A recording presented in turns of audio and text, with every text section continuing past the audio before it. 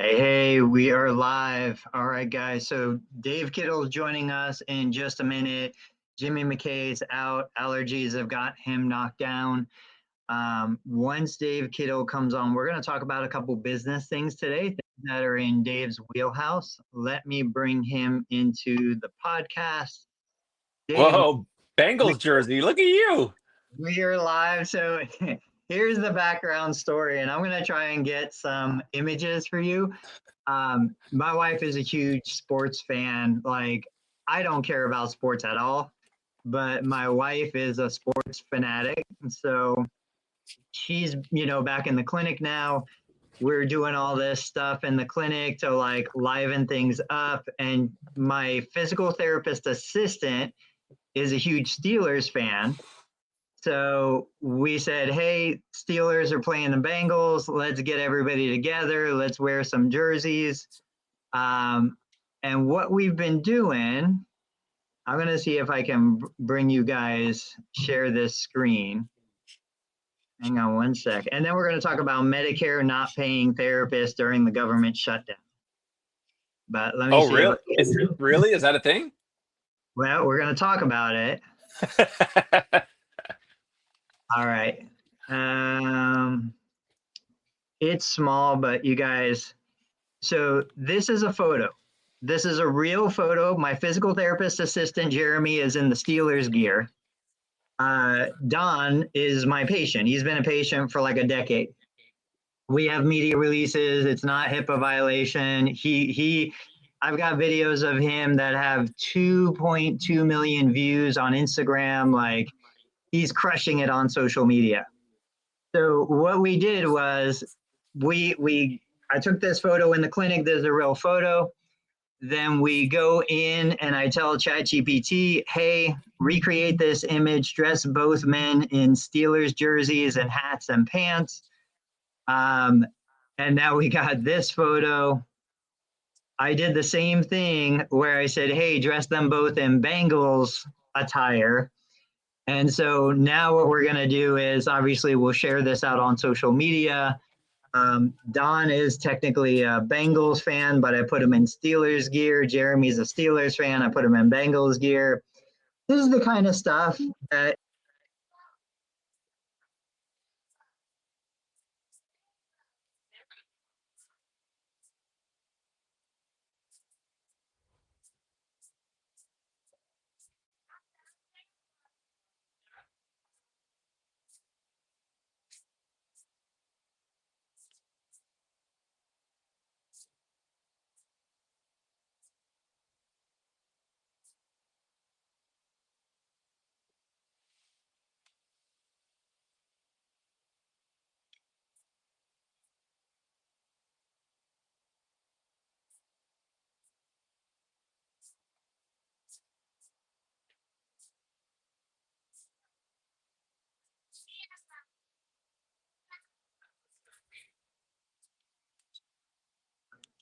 all right, am I back?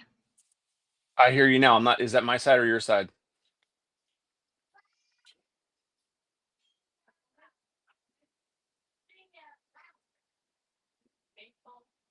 You there, Tony?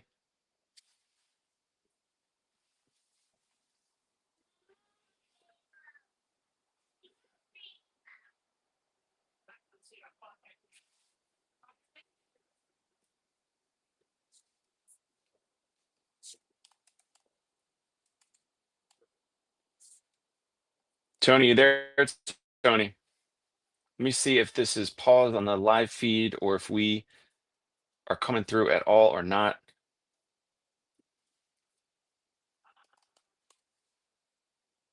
All right, well, we're still live, and Tony, I guess, bounced out. So let me check the YouTube, and it is just me. So Tony had that topic of increasing the culture or the morale of the office. I'm not sure where we're going from there. There, he's back. Are you there, Tony? How we doing? I'm Uh, trying to fill it. I'm trying to fill in the gap here.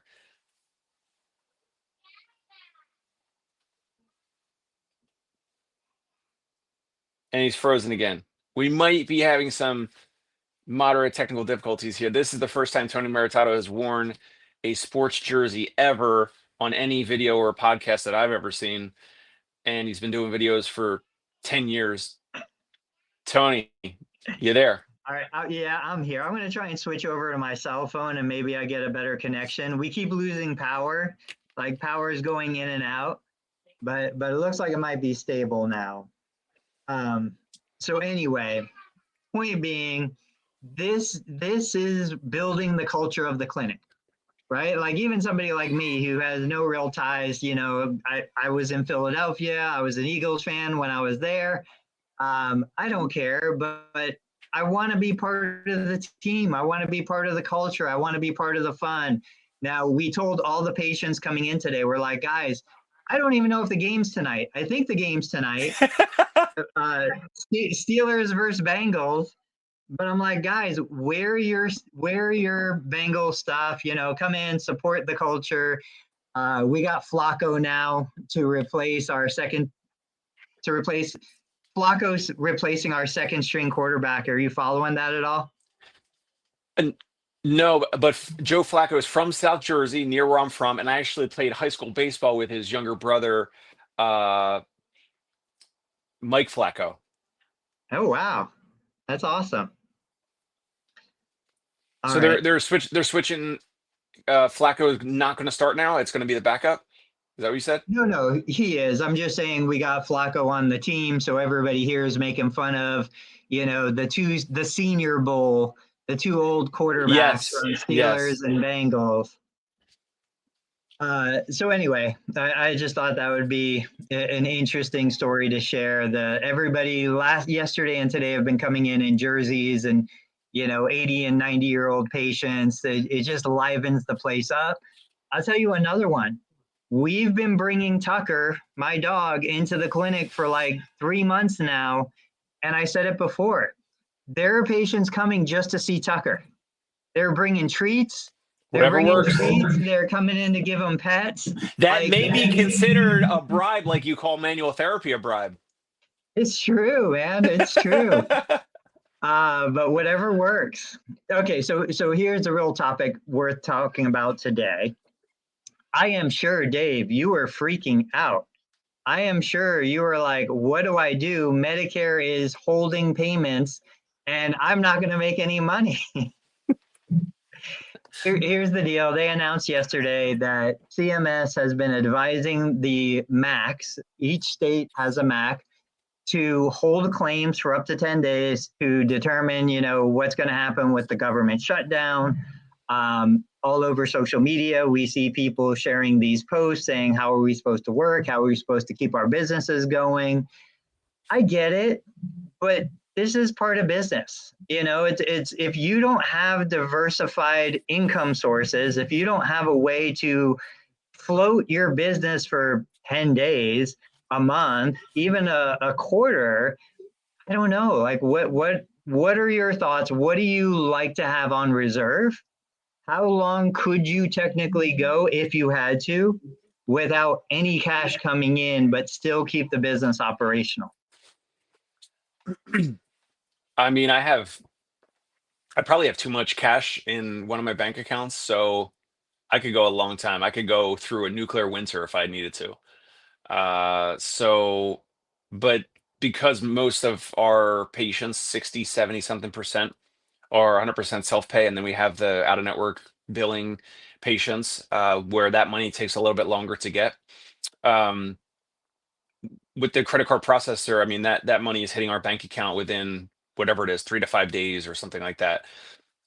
So there's not a big delay. But if there was, yeah, I mean, I definitely I won't say the number, but I have like too big of a number. 6 figures number in cash in like in an account that is not yielding anything, which is it's stupid. But so I need to figure that out. We're exactly the same. Now, not because of me, but more because of my wife. Like my wife would rather lose money through inflation and, you know, just cash is trash, that whole thing. But know that we have 6 figures available in the bank at any given time. Know that we can float 6 months worth of expenses between the business, the payroll, mortgages, things like that. She would rather not put that money to work and have it available in a liquid form. Now we do have it in a money market that, I don't know, it yields 3.5%, 4%, something like that. But nonetheless, we have that kind of capacity. Going back 15 or 20 years when we started, we would fund payroll with a line of credit every winter, because what would happen is we were down in Florida. We had 3 clinic locations in Florida. We would get through the worst part of the slow season, which would be like September, August in Florida. We would eat up all of our cash reserves. By the time we started to get busy, October, November into January, now we don't have any money because we're waiting on third-party reimbursement to come back in. So we would have a line of credit. We would use that line of credit to float payroll. We would build the cash reserve back up, and then that would be a normal cycle. Since we've been out of Florida, we don't have that kind of fluctuation. So here in Ohio, we just always have the cash on hand. But I can empathize with practice owners that are like, I can't take a week or 2 weeks of no Medicare income. But I think we should also recognize, hey, you've got a major weak point in your business. So now the next question is, off the top of your head, what do they do to diversify cash flow? Well, to diversify meaning get more cash in. Get cash from different, not necessarily right now. Like you're screwed right now. You can't, when's the best time to plant an oak tree 20 years ago? When's the next best time today? We're dealing with today. You're not going to do anything right now other than take out a loan. But for the future, moving ahead, like what are some recommendations we could provide viewers to say, hey, let's diversify where the money is coming from? Obviously, I think we're going to talk about building cash pay services, building things that people want to pay out of pocket for. But what are your thoughts off the top of your head? So we just started doing the concierge membership. That's a separate dollar amount from the per visit rate. And I told you and Jimmy recently that we had a client start paying that. It's a big number because we're in New York City. So the number is Yeah. $950, but and the first person only did 2 visits with us. I didn't even tell you guys about this, but long story short, she didn't like our approach, whatever. One of my therapists treated her. She didn't like it. I went in to treat her at her home. She didn't like my whole approach of what, yeah. And then so they paid 550 per visit, because that was the arrangement. And also the 950 for a monthly concierge fee. And her mother asked for a refund. It was like this whole thing. So we refunded it. And the hilarious thing is that separately, the grandmother just started with us and agreed to 550 per visit and 950 concierge fee. But I changed the concierge fee name. I said concierge initiation fee and initiation and concierge fee every 4 weeks. So I added more words to it. But that is something I know that probably doesn't make sense in most places, maybe only certain cities in the US, but you could have a separate concierge membership fee of $50 a week. I don't know, Yeah. $100 a month, like you have. But it has to be, you have to demonstrate value. You have to say, what are the other perks? Like you have the perks where they can come in, they can, everyone knows their name, like Cheers. You come in, you can do your own exercises with your equipment. You can save them money by not having to buy home workout equipment. They can come into your office. You have great parking. You're easily accessible. Nice office. Uh, you have big hours in terms of opening and closing. They can come in. They can also ask you and Jeremy questions. Like you build that in. You say the value, and that would be one thing where you have like, okay, here's the visit rate, or here's like the evaluation rate, and then we're gonna pitch you a package. But that's just one thing of like a. But there has to be a reason. Like it has to be justified in the end consumer's mind, which is more the challenge. Yeah, I agree. Let me ask you, do you have the word fee in the verbiage. I And do. What? is there something better we could use than the word fee? Because to me, fee is almost punitive. Fee sounds like, I'm punishing you. This is a fee. This is a penalty. Whereas I don't know if there's a better way to say that. Better way to say it would be if you were working with someone 65 plus is longevity program. Yeah, yeah. But Like we call Go ahead. ours an access membership. We don't call it a monthly fee. We call it an access membership. This is what you're buying access to. Um, I just there's something about the word fee. I'm going to put it into ChatGPT and we'll figure out something better. So that would be one. I think I mean we've talked about it a bunch, but making specific programs, for us it's the Breakthrough Parkinson's program. The recently we had a new patient reach out for her husband, and the husband had had a stroke in the past, and she liked our website because on the stroke, rehab page of my website, on the top it says the Stroke Success Program. Yeah, But here's the thing: if you're new to the show, if you're new to me, I train my therapist on like all the soft skills and all the components of home visits or the one-on-one in the office or whatever it is, but I don't tell them what to do with treatment. I might say, they're looking for like a LSVT big style, rotations, big movements, whatever, but usually it's just like they need help with gait, balance, walking, or function or strength or whatever it is, and they go and do their own thing. I don't change what the clinician is actually going to do, but the patient doesn't know that, the family doesn't know that. I'm not doing anything different. I'm just putting the wrapping paper on the program instead of saying, yeah, it's stroke physical therapy. Yeah, we do physical therapy for people with stroke. That's what most people do. That's what we're kind of just taught. Like that was just like, I guess that's what we'll do across the entire country for the whole industry forever. So we, as we talked about that before on the show, when you put a name to it, not always, but oftentimes people will call in and they will partially or fully believe that it is not covered by insurance. At least my experience in New York City, when people call in, they're like, "Hey, can I get some more information on the Parkinson's breakthrough program?" It's it sounds like it doesn't say specifically on my website, I don't think on those pages, but I don't think it says it's not covered by insurance or anything like that because we want to have some, top of the funnel leads call in and inquire. But the wording is important. So whether the wording on your website, the wording on your social media post, the wording of what you're actually telling your current patients or clients over the phone or in person, how you phrase things, how you present things can actually open doors or close doors in terms of getting some of this cash into your practice by having the end consumer pony up some of this money because of this potential government slowdown and Medicare holding payments and all that, which was going back to your initial question. yeah, and I remember thinking this.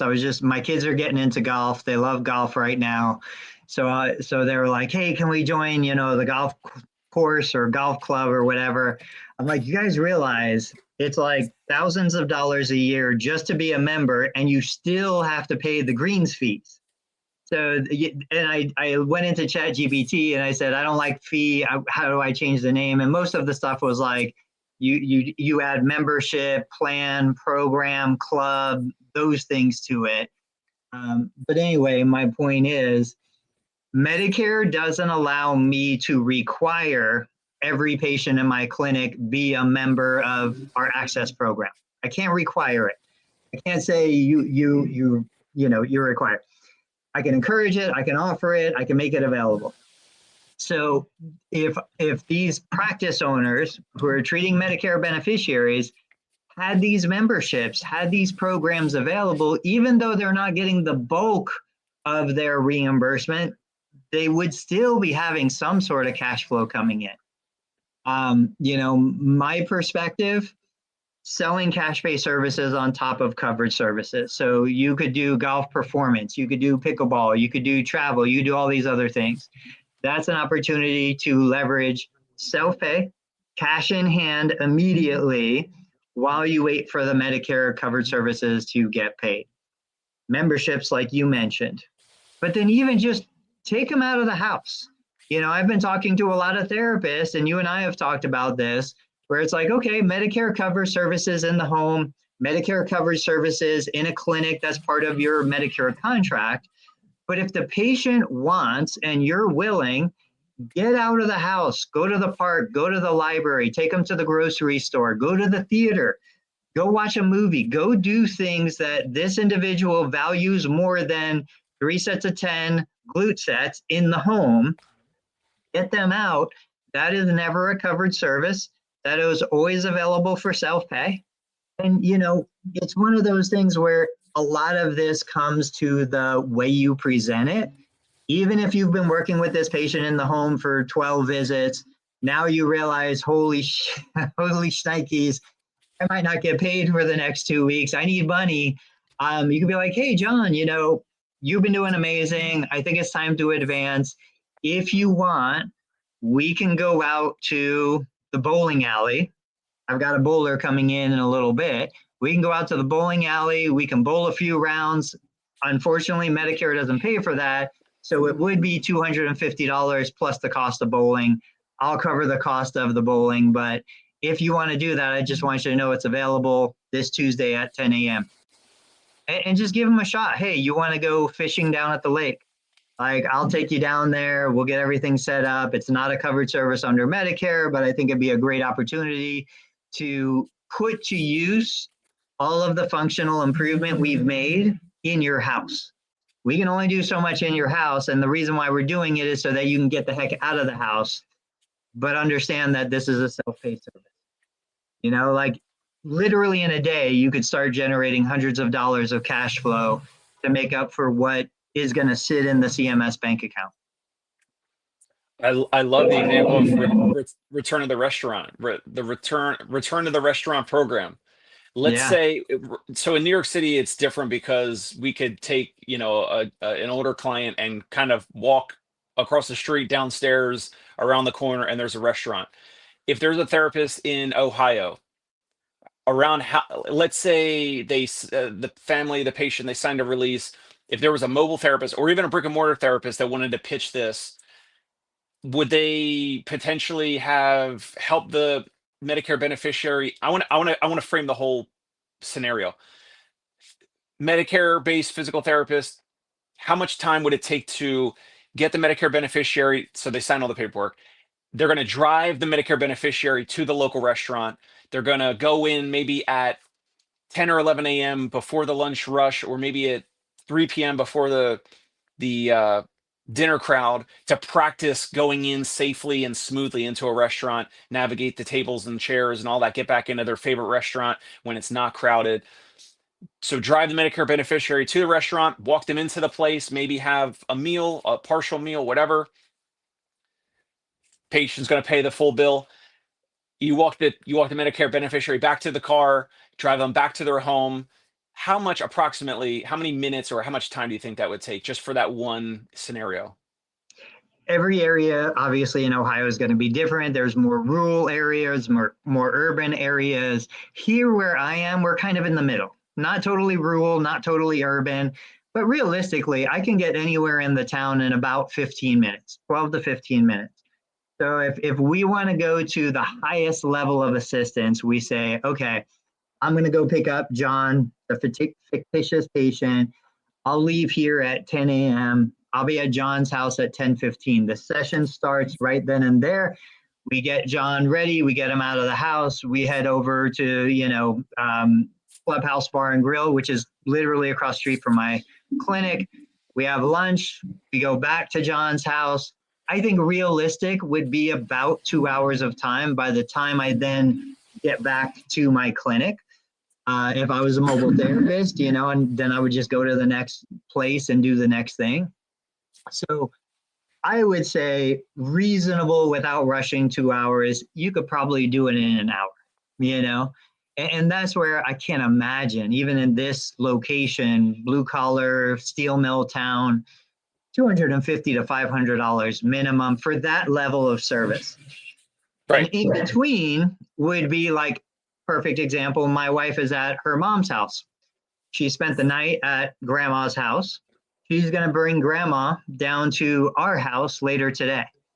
That could be a patient who has a family member who the three of us are going to do it. We would just meet at the clubhouse. So now instead of me going to get the patient, I say, hey, get your adult daughter. Let's meet at clubhouse. We meet in the parking lot. I help with the transfers. I help getting into the restaurant. We choose a table or a booth. Like we go and navigate the whole thing. We get back out. That's an hour, an hour of time total. And then I'm back either at my clinic across the street or I'm going to the next mobile visit. All right, I love it. So the reason why I was asking for, I'm hearing a little reverb or echo. The reason why I was asking about the whole time frame is because you could pitch that as, and it builds in how much time you have margin based off of your whole time that it takes for you to go and you pick up the Medicare beneficiary and you have a short lunch or some type of lunch and then dropping them back off. Now, with the patients that you've seen in your clinic over the years, if this was an actual program, that return to restaurant program, what would be, because I think a one-off is good, but I think like at least 2 or 3, or the more the better, but maybe it's 3 times, maybe I would say at least 2 times, because you gotta practice that whole scenario so that they do not get embarrassed in front of their friends, their neighbors, their colleagues. If they want to talk business, they want to meet at the restaurant that's at the country club and have food there, whatever it is. So I would say at least maybe 3 times would be great. We could package that. You could say, hey, that's $1,500. The return to restaurant program is $1,500. Boom. You pitch it. If they pay up front, that's $1,500 of cash up front. And then you could always sprinkle in depending on how much time it takes for all that. But they don't schedule the second and third time to the restaurant. Maybe you do 2 a week, maybe you do just once a week. So you get $1,500 of cash up front, but you're not fulfilling it until the second week and third week for the third time that you're taking the same person to the same restaurant or a different restaurant. Yeah. And then you could also sweeten the deal by sprinkling in, you could say, some other, regular self-pay home visits included in that. And then you could increase the 1,500 or you could keep it at 1,500. That's the beauty of this. You can get so creative around what's the offering and how much is it going to take your time as the physical therapist? How much of your time is it going to take, or your therapist's time to take to fulfill all this? But there's so many things you can do around this that covers your time, that values your time, and you could potentially make more per minute or per hour doing this than what Medicare is going to pay you anyway. So have you seen any of the programs out there for, it's basically an AI tool that interviews mom or dad, asks it questions, records mom or dad's response to these questions, and then turns it into like a book, a chronicle, family history. Have you seen that kind of stuff? Yep. So imagine rolling these things together for the right patient. I know my family wanted to do it. They never got around to it. Like, this adds to the desire to do it. You set up the program where it's like, look, okay, since we're talking books, my kids are reading Tuesdays with Morrie. So we're like, hey, Tuesdays with Tony, I'm going to take mom or dad out. We're going to hit a different restaurant every Tuesday, or we'll stick with their favorite, whatever they want to do. Part of it is the rehab of getting out of the car, getting in the restaurant, getting up from the seat and all that stuff. Part of it is we're going to do interviews. We'll use this service. We'll record the audio.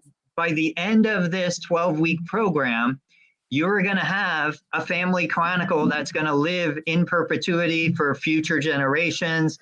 It'll have the audio of grandma talking. It'll have the text so that they can read it. These are things that are important to families. They want to preserve that. And geez, now the weirdest thing is you could actually create an AI grandma so that 10 years from now, when future generations are old enough, like, they could literally ask the AI grandma questions and she could answer them in real time, like weird stuff. But that's another layer on top of this that says, hey, we need 12 weeks to get the entire thing done. So the 12-week package costs this much. This is what you get. This is the final result. These are things that people want. These are things that people are paying thousands of dollars for right now. And the added bonus is, oh, you also get a little physical therapy with it, you know? Can you explore that a little bit more? You would be recording the audio video, but what if the family is like, I mean, we like Tony Maritato and all, but like we don't want him in the memory books of our No, no, grandma. yeah. Like, so just clarify that for me. Yeah, it's none of me would be there. It's literally the service. I'm facilitating the patient using the service during the meal, where the service is prompting what are the questions to ask. The patient is answering those questions. The service is taking the audio, turning into a transcription, turning that into a narrative story. My favorite books are the books we have, either photo books or story books from when our kids were from born to like 2 or 3 years old. You know, like I go back to those books better than photo albums, and I flip through them and they're amazing. Like it chokes me up when I see them. That's what we would be creating during these interactions, but it has nothing to do with me. I have no influence on it. I'm just the facilitator.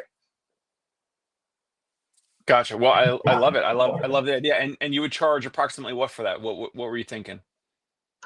I don't know. I'm terrible with this stuff. So, So you know, whatever's on your mind, then two I X it. mean, here's the thing. You got to look at this and you say, okay, let's say it's a 12-week program, right? 12 individual visits, which would be a typical plan of care. What is a resource, a final product like that worth? I mean, it's got to be worth 5 to 10,000. Yep.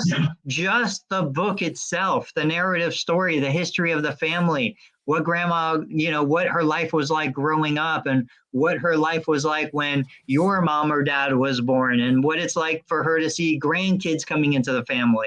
Like that by itself is worth so much. And then your time on top of it, it's got to be like a $10,000 to $12,000 program realistically, but I don't know. I haven't looked into it enough to really know how much it would be. But it's definitely not. It's definitely not priced on how much it costs. It's priced Of on how much it's worth. this is the beauty of this particular scenario is like we talk about people will pay for the like the emotional or memory components of life, of like experiences and all and events and things like that. So I had 5K in my head and then you said 5 to 10K. Do you know the name of I've seen the ads on like Facebook or maybe there's a bunch of them by now, like the companies There, that do there's a this. few. There's a few services. I don't have the names off the top of my head. We'll look it up for the next show. Yeah, but I love that as like who I don't know who wouldn't want that. I feel like man, even if I mean I feel like the patients don't necessarily have to be that old, but you're you're using that way to capture their memory. I mean, it's almost priceless. Like like depending on the patient, there's almost like it could be an insane dollar amount. And Yeah. then you only go there 12 times to help them with this to set it up and you're out of the way or whatever, but you laid out the plan like the margin of your 12 times interacting and completing this program with your patient or client, it could be the margin per each of those 12 times could be insane. And like you said, the added advantage for the problem at hand. The problem at hand is there's an interruption in cash flow right now. The advantage is this is a huge cash infusion right now. Like this is not the kind of thing that you pay visit by visit. This is the kind of thing that you put on a credit card or you write a check and you pay right now. And so now you have that money in your bank account that you can use to cover expenses while Medicare is holding payments for an undisclosed amount of time. Looks like Storykeeper is one of them, as well as Remento, the recordable book buddy on Amazon. So there's so many of these. How would you, maybe the next episode we can go into it, but how would you pick one or why would you pick one and then take the next step of testing this? I feel like you could almost like pre-sell this before even buying any of these I guess like recordable books, or maybe would you do your own audio, or you would just use the service, the book that can record speech and make sure you're in a room that's like doesn't have a lot of background noise so that you get the best audio quality? Like, how would you navigate some of that stuff? So, now that we're talking, since we're going to go down this, I remember there was a book, a regular book, story, illustrations, words that had a audio recording on the side of the book. I don't know if you guys have gotten one of these yet. And so literally grandma and grandpa push the button, read the story, and their words are recorded so that when my kids couldn't read, they were still small enough, they would then push the button and hear grandma, grandpa's voice reading the story to them. And these were classic stories, like nothing original. This was a story that had been around for hundreds of years. There's so many things here. We don't have to go to restaurants, right? You just mentioned, well, loud, noisy environments. Okay, so do it in the clinic. Why are we not right now doing this? Why is this not something that I get so many little old ladies, 70, 80, 90-year-old little old ladies that don't want to lift weights. They don't have any interest in exercise. They don't want to do any of the stuff that I believe that they should do, need to do. My mother-in-law being one of them. She will come to the clinic once a week. She will begrudgingly do a little bit of exercise, but then she'll stand at the plinth folding laundry, pillowcases, and towels for 30 minutes. She loves to do that, So it's like, why is this not a program right now where, I don't know, I do the research, I see which one of these would work best for us, and then layered on top of Medicare covered services, we offer this as, hey, let's put this time to good use. Let's make this time something that could live in perpetuity. We offer this, it capture the memories, we're gonna, by the end of discharge, you're gonna have this book, you're gonna have these, you bring me images, we'll have images imported into the book and the whole thing is done. But that part is self-pay. That part on top of Medicare services, that is the part that the family pays for. I think that's awesome. I love that. I love it. I love it too, because even if you have your patients that don't want to do a lot of the exercise that are coming to your office, they're still coming to your office. They're still moving somewhat. Yeah. They're still, to even record this type of stuff, arguably, they're still working on breath work and maybe posture and all that. So like there are some ways to kind of use our physical therapy brain like usual to make this type of thing happen. And makes a ton of sense. I mean, super creative. I love it. All right. No downside. I don't see any downside of this. I agree. We'll do the research on our end for anybody watching, and then we'll see if we can come up with something about it. To pivot topics just a little bit, I do have to get off at 9:15. Okay. Well, then let's do parting shots right now. We hit a great topic. We got all the information. What's the parting shot? Yeah, for me, parting shot, just continuing to be creative. I mean, you help immensely, whether it's on these shows, if it's your post online, but this type of thing, I entered this show. I've seen this service before. Never thought I would have ever connected this type of a product that I'm looking at, where you could have your mother or father or your grandmother or grandfather reading a book and using that as a way to kind of package what we do. And then the restaurant thing, like we kind of do that already, but we don't package it well enough in like, literally in a way to charge more money up front to then subsidize this example of like Medicare not paying practices or holding money and all that. So just continue to be creative, test things with your current patients, pitch them, pre-sale it, like pitch them an idea. And then if someone says yes, then you scramble and you build it and you figure out all the ways to fulfill it and over deliver. And if they say no, who cares? Then it's not wanted, and that's okay. Yeah. My thing is, best time to plant the tree 20 years ago. This can be viewed as, it's frustrating, I'm angry, I can't believe the government is doing this, I'm not going to get paid. Or you can find the silver lining and be like, look, this is exposing a vulnerability in my business. how am I going to address this vulnerability, prevent it from happening again, and build a more sustainable business for the future? There's an infinite number of ways that we can do this. We shared a couple today. Start thinking about where your cash is coming from. Build redundancies so that if one cash flow, disappears tomorrow, you have 2 or 3 others to take its place. Come back Tuesday, Thursday. Hopefully Jimmy's allergies get better. Go Cincinnati. Let's see what happens. I'll catch you guys next time. Thanks, Dave. Thanks, Tony.